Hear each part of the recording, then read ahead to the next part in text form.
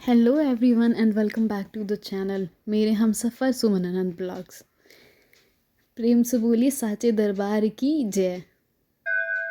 या देवी सर्वभूतेषु लक्ष्मीरूपेण संस्थिता नमस्तस्यै नमस्तस्यै नमस्तस्यै नमो नमः। माता रानी के दरबार के दर्शन, जिन्हें त्रिकुटा, वैष्णवी माता रानी, वैष्णो देवी, शेरावाली के नाम से भी जानते हैं। दरबार पहुंचने के दो तरीके हैं, पहला पैदल और दूसरा सीढ़ियों से। पैदल की कुल यात्रा आपको 14 किलोमीटर की करनी होगी और सीढ़ियां 2000 से 3000 तक हैं, जो अर्धकुमारी तक जाती हैं। सिर्फ अगर आप आसान है तो आप खच्चर और पालकी की सहायता ले सकते हैं। अब हम लोग माता रानी के दर्शन के लिए चढ़ाई शुरू करने जा रहे हैं और ऑलमोस्ट हम लोग पहुंच चुके हैं जहां से हमें चढ़ाई शुरू करनी है। पीछे आप देख सकते हैं। प्रेम से बोलो साचे दरबार की जय।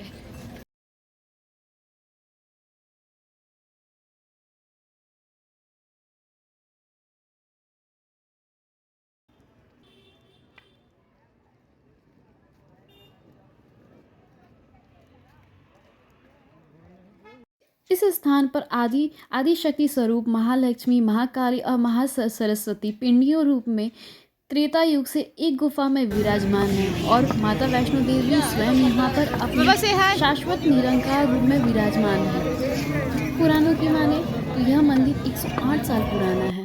यात्री इन ढोल ताशों के साथ झूमते, नाचते, गाते हुए माता रानी के जयकारा लगाते हुए आगे बढ़ते।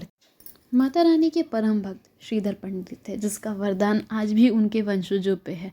वही वंशज आज भी माता रानी की पूजा आराधना करते हैं। कुछ कहानियों में कहा जाता है कि जब माता रानी के कहने पे श्रीधर पंडित ने भंडारे का आयोजन किया था, तो उस आयोजन में भैरवनाथ भी पहुंचे थे। वहाँ एक सुंदर छोटी सी कन्या को देख करके, उस दिव्य शक्ति को देख करके उन्होंने उसका पीछा करना चाहा। माता रानी ने तब वायु का रूप लिया और त्रिकुटा पर्वत की तरफ वो बढ़ चली। उनकी रक्षा के लिए उस वक्त लंगूर राज हनुमान जी थे।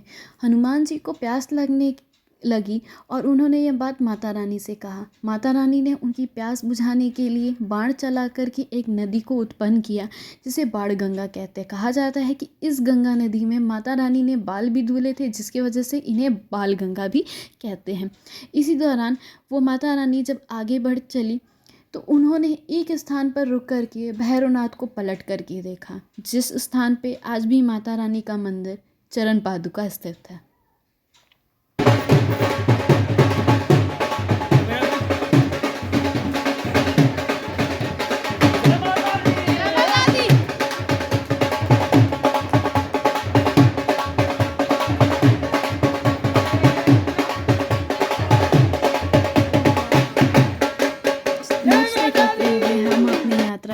आगे बढ़ चलते चलते हम चरण पादुका मंदिर पर पहुँचे, जहाँ हमने माता रानी के दर्शन किए।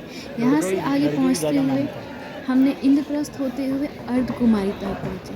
अर्धकुमारी वही स्थान है जहाँ सारे यात्री कुछ क्षण के लिए विश्राम करते हैं। जय माता दी। काफ़ी टर्न ट्विस्ट और चढ़ाई के बाद हम आखिरकार अर्धकुमारी तक पहुँच चुके हैं। यहाँ पे हम 1 घंटा विश्राम करेंगे और फिर माता जी के दरबार में प्रस्थान करेंगे। जय माता। अर्धकुमारी वही स्थान है जहाँ पे माता रानी ने 9 महीने तक तपस्या की थी। यहीं पे गर्भ जोन भी है, जिसके दर्शन के लिए आपको 24 घंटे लाइन में लगने पड़ेंगे। यहाँ से शॉर्टकट रास्ता भवन का जाता है। गुड मॉर्निंग गाइस, जय माता दी। सुबह के 5:30 के करीब बज रहे हैं एंड यहाँ से भवन मात्र 3 किलोमीटर और दूरी पर है। ये मैडम जी कम्प्लीटली एग्जॉस्ट हो चुकी हैं। इनको हर 100 मीटर पे पुश करने की ज़रूरत पड़ रही है। I have the potential to push her till भवन, don't worry. So please जय माता दी। इस यात्रा के दौरान मैं तो हेमकोटी तक पहुंचते पहुंचते बहुत बुरी तरह से थक चुकी थी, बट ये मुझे लगातार पुश कर रहे थे। हम जैसे ही 1 किलोमीटर पीछे थे, माता के दरबार के दर्शन होने शुरू हुए।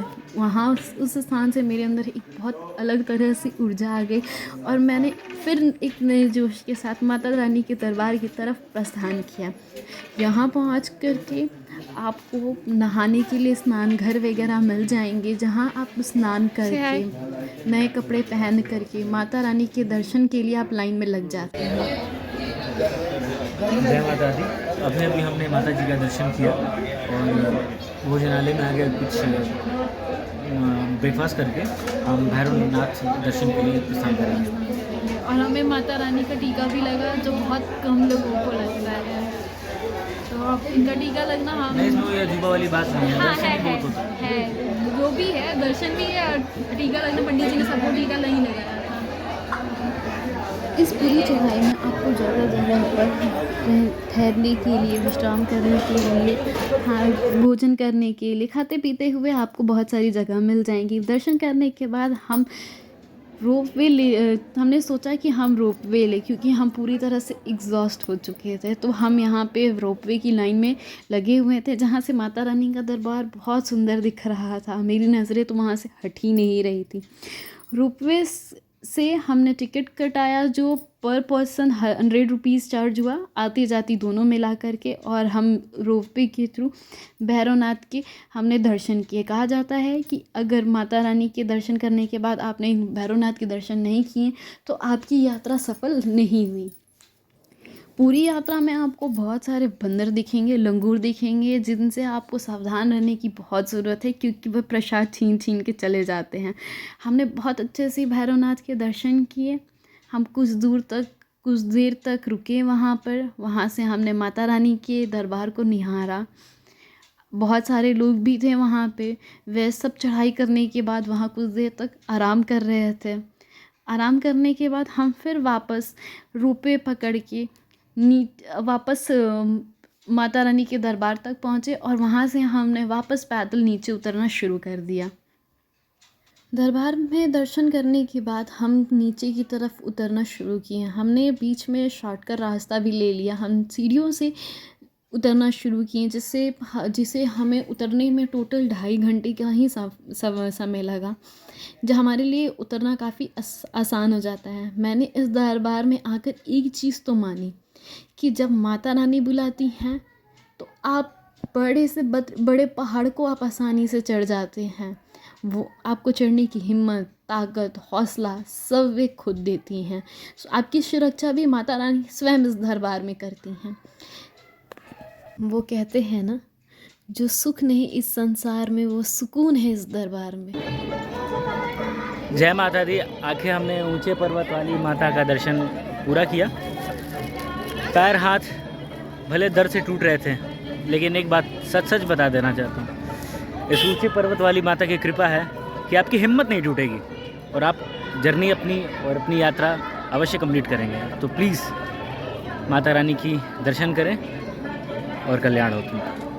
हमारे साथ हमारे इस चैनल पे बने रहिए, क्योंकि अभी कश्मीर टूर के ब्लॉग्स आने बाकी हैं।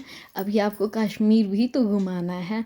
तो हमारे चैनल को और सारे वीडियोस देखने के लिए लाइक, सब्सक्राइब और कमेंट करना ना भूलें, और ज़्यादा से ज़्यादा लोगों में शेयर करें। Thank you.